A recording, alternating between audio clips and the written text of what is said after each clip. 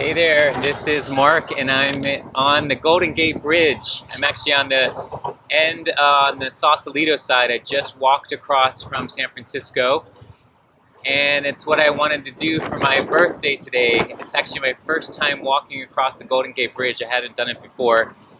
I'm hoping this microphone thing here picks up well, so we'll see what happens afterwards. But this is my spot for doing my reading from the Golden Present today. It's super windy, so I have one hand that I'm holding onto my computer as I do this, but this is the Golden Present Daily Inspirational Readings by Sri Swami Satchidananda. Lots of people coming to look over the edge here that looks over to the San Francisco side. So it's July 10th, and the reading is Nothing is Impossible. Well, that's a good topic. This is a question and answer format. I'm going to lean the book on here. Question. There are times when illnesses aren't relieved by treatment. Do we have illness for a period of time because it's our karma?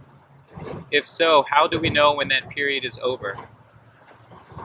Swami Satchidananda responds. When your illness is over, you know that the karma period is over.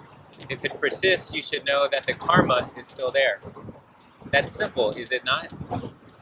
But you don't always blame karma. Karma is not something that somebody gave you. Nobody creates karma for you. You have the capacity to erase it and purge it out. Have this idea well rooted in your system. It's my karma. I acquired it and I can remove it. I can be done with that. Nobody else is the cause of my karma. Then you can comfortably work on it. Here the challenge comes. Which one is greater, the karma or you? If you put forth more energy than your karma, certainly you can overcome it. But if your energy is not enough, the karma seems to win. Still, it has its own time period. After having given its reward to you, whether pleasurable or painful, it gets purged out and ceases. So have confidence and continue to work on it. In a case of ill health, think about it. What did you do to affect your health? Make the necessary changes. It takes a long time. If it has taken years to get into such a condition, you can't expect to correct the problem in days. Take your time and be patient. Nothing is impossible. You can heal yourself because you created your disease. Now you can create your health. You are the master of it. Never give up. Fast. Change your diet. Pray.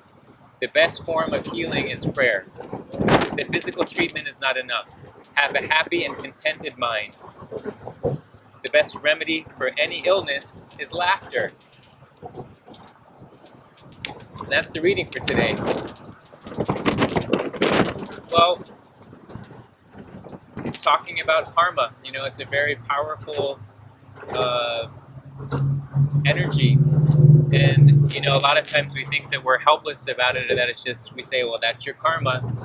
But to have it here say that we can actually remove or cease the karma from, it can be purged out and you can cease, some of the negative karma. Got someone's tushy here. I guess they don't know it, but, and so it has to do with how we make changes in our life and what can we do to make those changes. And I know for me, it's taken having a practice and having something that helps to discipline me. That's been the most powerful and empowering thing. I think that, sometimes I feel like I have to do something radical to shake things up. And actually walking across the bridge for me today was something like that, where I knew I just wanted to do something that took me out of my element. It did something, I was going to do something that I hadn't done before. And it was an exercise, a physical exercise, mental exercise. I have these headphones. I've actually been listening to kirtan as I've been walking across. These headphones doubled as earmuffs because it's, cold and windy. So that was actually really helpful. And it gave me this idea that there should be this like audio walk across the Golden Gate Bridge, you know, taking in, because otherwise all you hear are the cars and it's really noisy. So I'm hoping you can actually hear my reading. But I had this thought, like how cool to actually orchestrate an audio or a music composition of walking across the bridge. It took me about maybe 40 minutes. I took a number of stops and took some pictures, but it was just something to do that was a way for me to reflect and to, you know, to just be with myself. And the kirtan music added that I don't know, joyful and spiritual component to it that I benefit from. You know, putting that into my mind space, it adds some power, you know, to the moment. So I'm grateful that I feel like I'm in good health. I know that one of the ways that I maintain it is eating well, practicing yoga, but also my state of mind, you know, doing things that help me stay as peaceful and focused as I can. And I need help with that. I can't do this all on my own, so I have to reach out to, you know, resources and people who are able to give me that guidance and give me that support. Trying to do it on my own, you know, I've already seen what that can do and where that's led things for me. So being able to reach out, and that's where I feel like the changes can really happen, is when we are asking for help. I'm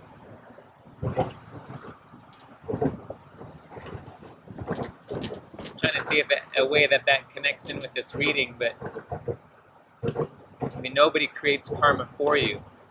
You have the capacity to erase it and purge it out. But sometimes we don't know we have that capacity, and we need that support. You know, someone just to give you that affirmative message that you can do this. Nothing is impossible, you know, having that kind of message.